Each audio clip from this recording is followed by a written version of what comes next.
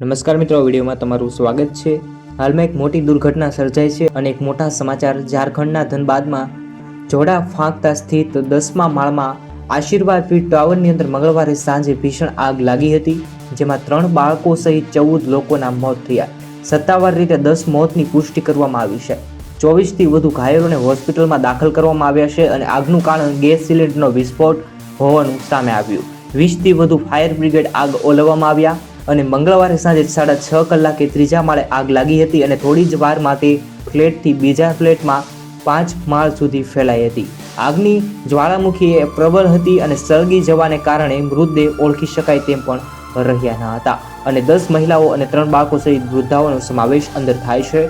હજુ સુધી આગને કાબુ મેળવી શકાયો નથી અને એરપોર્ટના મોટાભાગના ફ્લેટ ખાલી થઈ ગયા છે। ઘણા બધા લોકો એરપોર્ટના ટેરેસ પર જઈ અને જીવ બચાવવાની આજીજી પણ કરી રહ્યા હતા। આવી રીતે મોટા જે સમાચાર જે છે તે ઘટના સ્વરૂપથી સામે આવ્યા હતા અને 31 જાન્યુઆરી રોજ સિદ્ધિવિનાયક હોટલમાં પાર્ટી હતી। મોટા સમાચાર સામે આવ્યા છે।